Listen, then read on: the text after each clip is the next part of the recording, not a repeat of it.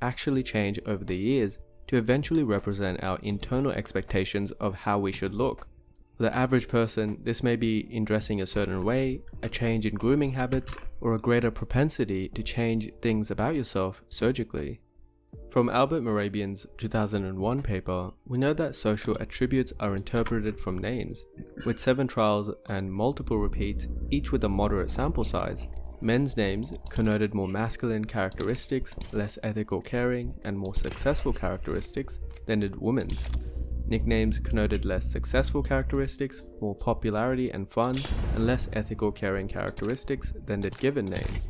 Androgynous names were more popular and fun, but less masculine for men and more masculine for women. Less conventionally spelled names connoted uniformly less attractive characteristics. For men only, longer names connoted more ethical and caring characteristics but less popularity and fun. And lastly, more anxiety and neuroticism were attributed to those with less common names.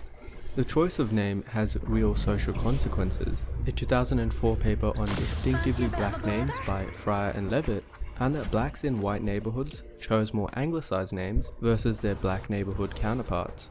As a confounding effect of that, more anglicized black names were found to be easier to pronounce for the English-speaking workplace, which provided a socio-economic boost. Following from that, Layhem et al.'s 2012 paper found merit to the name pronunciation effect, where easier to pronounce names reflect more favorably on appearances, perceived workplace status, and socioeconomic status. The results were independent of the length of the name or unusualness, typicality or foreignness, indicating that easy phonetic pronunciation of a name seems to be the most important quality in choosing one. This particular research paper is an anglicized example using Asian international students in Australia and domestic Australian students, but similar effects were found in other parts of the world in different languages. What might be difficult to an English speaker might be very easy to pronounce for a non-English speaker, and so that would be rated more favorably to them, and vice versa. The underlying mechanism comes from the research in processing fluency, where the subjective experience of ease or difficulty that is associated with a cognitive process is linked to positive or negative emotions. Think of it as that little dopamine rush that you get when you pronounce a difficult name, like Saoirse, correctly. You automatically like that person a little bit more for giving you that positive feeling. The phonological fluency or ease of pronunciation isn't just limited to names. Alter et al.'s 2006 paper applied this to the local stock market, finding easier names to perform better in the short term, and similarly, drugs with easier to read names were deemed as less risky. If you Google the industry name for a drug versus the trade name, then you'll notice that the trade name is almost always much simpler. So what is Well, typically people identify individuals by either their face or their name, leading to what's known as a face name prototype. A Dan Sherritt would look very different to a Liu Ming, and whether we've met a Dan or a Liu, within seconds of hearing those names, we've already developed an idea of what they might look like based on previous facial data and experiences.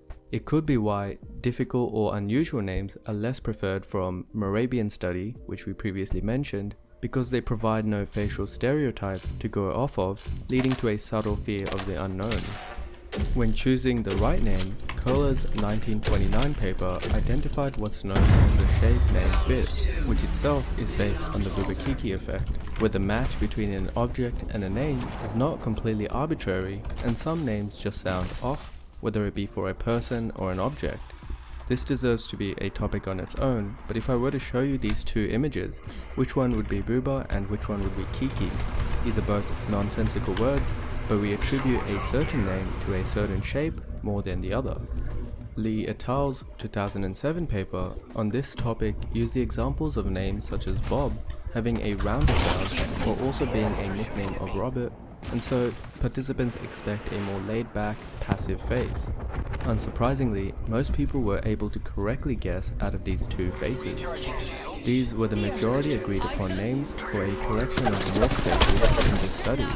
From another trial, it was found that when these name matches were more and more mismatched, for instance an Andy who we expect to have a narrow face being labelled as Justin with a broad face, participants have considerably more difficulty in remembering the name correctly. Another interesting nuance is that when these participants are allowed to label the faces with their own collection of names from this hidden pool of names, they were actually much faster and better at recalling versus when the researchers gave them a randomized set of name-based pairs. To summarize, there is strong evidence of place-name codificality. Virtually every human being expects to look a certain way, and when they don't match up, we have difficulty in remembering and associating with the face. The choice of name has significant social importance, from workplace discrimination to socioeconomic success. Names such as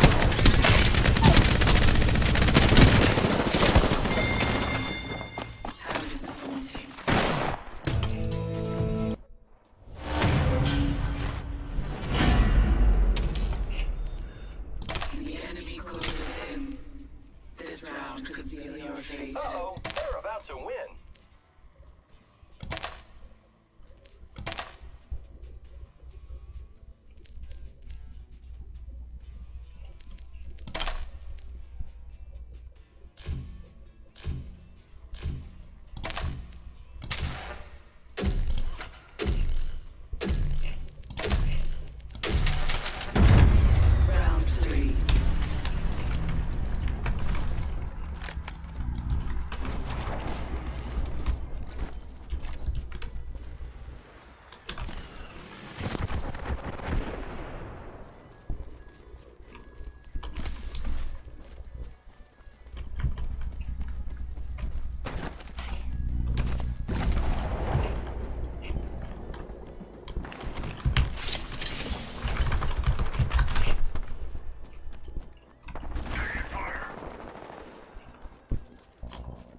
Recharging shields.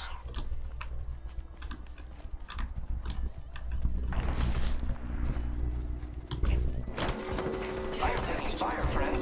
Careful, get you go. Good shot. Someone's got a death wish. Reloading. I'm down. Pick me up. Giving my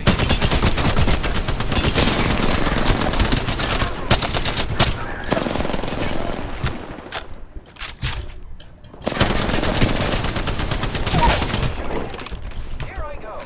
Got 'em. Shields recharging. Reloading.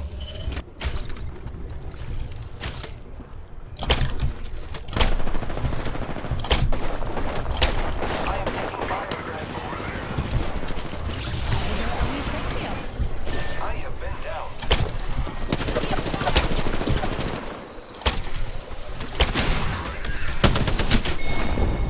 What the hell?